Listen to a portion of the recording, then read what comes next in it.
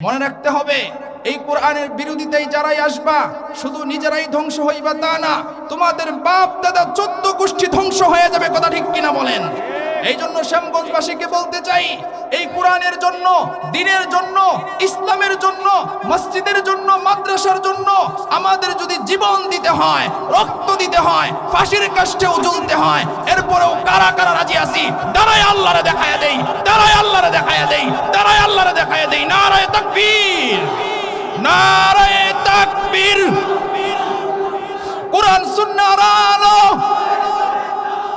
কোরআন সুন্নাহর আলো। সকলে বলেন মারহাবা, আরো জোরে বলেন মারহাবা। সবাই বল মাশাআল্লাহ। আরো জোরে বলেন কম না বেশি?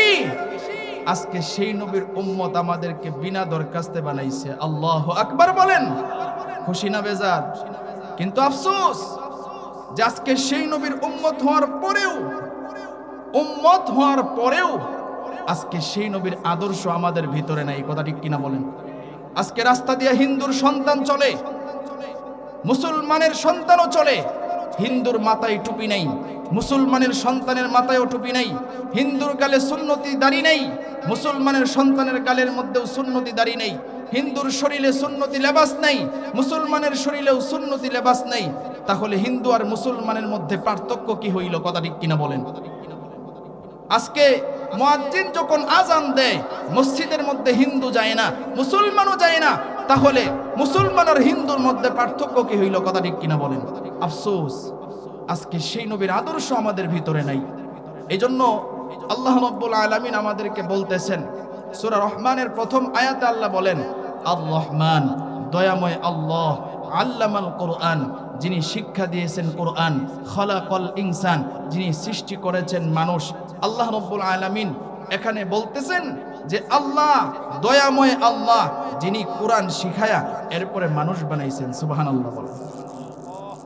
আল্লাহ রাব্বুল আলামিন বুঝাইতেছেন যেই মানুষটার ভিতরে কোরআনের শিক্ষা আছে, কোরআন শিখে, কোরআন অনুযায়ী নিজের জীবন পরিচালনা করে, আল্লাহর কাছে সেই মানুষটাই হইল প্রকৃত মানুষ। কথা ঠিক কিনা বলেন?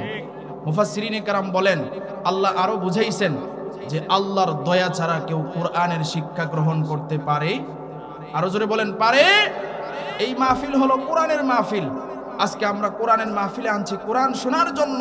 আজকে অনেক মানুষ এরকম আছে যারা কোরআন শোনার জন্য নিজের জীবনটাকে উৎসর্গ করে দেয়, নিজের জীবনটাকে উৎসর্গ করে দেয় যে আমার যত কষ্টই হোক না কেন এরপরও আমি কোরআন শুনবো। কথা ঠিক কিনা বলেন? তাহলে চিন্তা করে দেখেন, রাসূল সাল্লাল্লাহু আলাইহি ওয়াসাল্লাম বলছেন, খায়রুকুম মান তাআল্লামাল কুরআনা ওয়া আল্লামা। রাসূল কয়, ও পৃথিবীর মানুষ, জানো এই পৃথিবীর মধ্যে কোনো এমপি উত্তম না, এই পৃথিবীর মধ্যে কোনো মন্ত্রী উত্তম না, এই পৃথিবীর মধ্যে কোনো জজ উত্তম না, এই পৃথিবীর মধ্যে কোনো ব্যারিস্টার উত্তম না। আল্লাহ রাসূল কয়, জানো এই পৃথিবীর মধ্যে ওই ব্যক্তি উত্তম যে ব্যক্তি কোরআন শিক্ষা করে। আল্লাহু আকবার বলেন। এই পৃথিবীর মধ্যে ওই ব্যক্তি উত্তম যে কোরআনের শিক্ষা দেয়। তাহলে রাসূলের সার্টিফিকেট তো সবচেয়ে বড়। কথা ঠিক কিনা বলেন? আজকে অনেকে আলেম ওলামাদেরকে বাঁকা চোখে দেখে, কয় মোল্লার দল কি খাবে? আমি তো বলি বিভিন্ন মাহফিলে যে মোল্লার দল আপনারা যে গালি দেন কি খাবে? আমি বলি আলেম ওলামা খাওয়ান খায় না, এই কথা বলে লাভ নাই। আলেম ওলামা খাওয়ান খায় না। কথা ঠিক কিনা বলেন? কি খাবে? এত মানুষ দাওয়াত দিলে খাবে কোন জায়গায়? কথা ঠিক কিনা বলেন? আল্লাহ এত নিয়ামত দান করছেন আলেম ওলামাদেরকে, এত পরিমাণ বরকত দান করছেন, অল্পতে তাদের ভিতরে অনেক বরকত বেশি। কথা ঠিক কিনা বলেন? সাহায্য করেছেন কে? আরো জোরে বলেন কে? আল্লাহ রাব্বুল আলামিন আমাদেরকে জানাইছেন, প্রকৃত মানুষ হইল তারা যাদের ভিতরে কোরআনের শিক্ষা আছে। যে নিজেকে কোরআনের অনুযায়ী চালাবে সেই মানুষটা আল্লাহর কাছে দামি। রাসূলও আমাদেরকে জানায় গেছেন দুইটা বিষয়, তারাকতু ফীকুম আমরাইন লান তাদিল্লু মা তামাসসাকতুম বিহিমা, কিতাবাল্লাহি ওয়া সুন্নাত রাসূলি। রাসূল কয়, আমি তোমাদের মাঝে দুইটা জিনিস রেখে গেলাম। এক নাম্বার কিতাবাল্লাহ, রবের কিতাব, দুই নাম্বার ওয়া সুন্নাত রাসূলি, আমি রাসূলের সুন্নাত। এই দুইটা জিনিসকে যারা আঁকড়ে ধরবে দুনিয়া আখিরাতে সফল করবেন কে? আরো জোরে বলেন কে? সমাধান দিয়ে দিবেন কে? সমাধান চাও যদি জীবনে মরণে ফিরে যাও খোঁজে নাও চোখ রাখো কোরআনে সমাধান ঠিক কি না সমাধান চাও যদি জীবনে মরণে ফিরে যাও খোঁজে নাও চোখ রাখো কোরআনে তবেই পাবে সুখ শান্তির ঠিকানা তবেই পাবে সুখ শান্তির ঠিকানা যদি তুমি মেনে নাও মনে প্রাণে সমাধান ঠিক কিনা বলেন সমাধান চাও যদি জীবনে মরণে ফিরে যাও খোঁজে নাও চোখ রাখো কোরআনে সমাধান এবানি সকলের নয় শুধু মুমিনের যারাই চলবে মেনে ফল পাবে কোরআনের এবানি সকলের নয় শুধু মুমিনের যারাই চলবে মেনে ফল পাবে কোরআনের ঘরে বলো কিবা রাষ্ট্রে বলো ঘরে বলো কিবা রাষ্ট্রে বলো অশান্তি দূর করে শান্তি আনে সমাধান মারহাবা কোন সমাধান চাও যদি জীবনে মরণে ফিরে যাও খুঁজে নাও চোখ রাখো কোরআনে সমাধান মারহাবা আরো জোরে বলেন মারহাবা এই জন্য রাসূল বলছেন কয়টা জিনিস রেখে গেছেন আরো জোরে বলেন কয়টা এই দুইটা জিনিস কোরআনের দিকে যারা আসবে কোরআন তাদেরকে কিভাবে দামি বানায় এই কথা বলার মতো সময় নেই কারণ আমাদের আজকের মাহফিলের যিনি প্রধান আলোচক প্রধান বক্তা আপনাদের সুপরিচিত বক্তা মুফতি সালমান ফার্সি সাহেব ইতিমধ্যেই আমাদের মাঝে এসে উপস্থিত হয়েছেন সকলেই বলেন আলহামদুলিল্লাহ আরো জোরে বলেন আলহামদুলিল্লাহ নারায়ে তাকবীর প্রধান বক্তার আগমন প্রধান বক্তার আগমন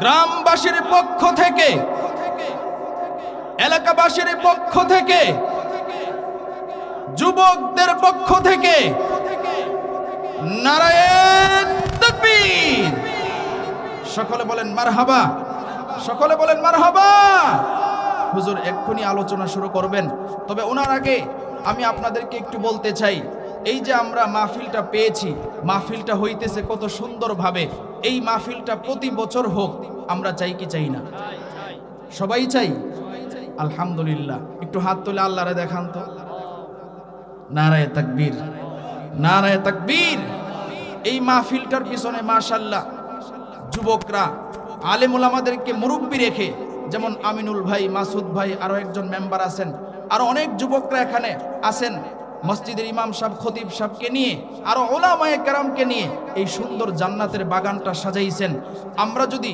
সামনের বৎসরও এইভাবে যেভাবে সহযোগিতা করেছি সামনের বৎসরও যদি আমরা সহযোগিতা করি মাহফিলটা আরো সুন্দর হবে কিনা বলেন আরো জোরে বলেন সুন্দর হবে কিনা এজন্য আমরা সহযোগিতা করব তো ইনশাআল্লাহ আরো জোরে বলেন সহযোগিতা করব তো ইনশাআল্লাহ যত বাধাই থাকুক না কেন এই কোরআনের পক্ষে আমরা যারা থাকব আল্লাহ আমাদের পক্ষে থাকবেন এই কোরআনের বিরোধিতায় যদি কেউ যায় তার পক্ষ যদি কেউ অবলম্বন করে আল্লাহ তার পক্ষে থাকবেন আরো জোরে বলে থাকবেন এই জন্য আমার সর্বশেষ মেসেজ যেহেতু হুজুর এসে গেছেন আসলে একজনের বসায় রেখে কথা বললে অনেক রাত্রও হয়ে গেছে এই জন্য আমি আপনাদেরকে একটু বলতে চাই আমরা সবাই সজাগ থাকব এই কোরআনের বিরোধিতায় অনেক নাস্তিক বেঈমান মুরতাদরা আছে অনেক মানুষ এই কোরআনের বিরোধিতায় লেগে আছে মনে রাখতে হবে এই কোরআনের বিরোধিতায় তাদের বাপদাদা সদ্য গোষ্ঠীরাও লাগছিল কিন্তু কিচ্ছু করতে পারে আরো জোরে বলেন পারে মনে রাখতে হবে এই কোরআনের বিরোধিতায় যারাই আসবা শুধু নিজেরাই ধ্বংস হইবা তা না তোমাদের বাপ দাদা 14 গোষ্ঠী ধ্বংস হয়ে যাবে কথা ঠিক কিনা বলেন এই জন্য শ্যামগঞ্জবাসীকে বলতে চাই এই কোরআনের জন্য দ্বীনের জন্য ইসলামের জন্য মসজিদের জন্য মাদ্রাসার জন্য আমাদের যদি জীবন দিতে হয় রক্ত দিতে হয় ফাঁসির কাষ্ঠেও ঝুলতে হয় এরপরেও কারা কারা রাজি আছি দাঁড়ায় আল্লাহরে দেখায়া দেই দাঁড়ায় আল্লাহরে দেখায়া দেই দাঁড়ায় আল্লাহরে দেখায়া দেই নারায়ে তাকবীর নারায়ে তাকবীর কোরআন সুন্নাহর আলো কোরআন সুন্নাহর আলো সকলে বলেন মারহাবা আরো জোরে বলেন মারহাবা সবাই মাশাআল্লাহ বসে যান আপনাদেরকে দাঁড় করাইছি ইমানি চেতনা দেখছি এখন একটা মানুষও নড়ব না। আমাদের প্রধান বক্তা আলোচনা শুরু করবেন। আমার আলোচনা এখানেই শেষ।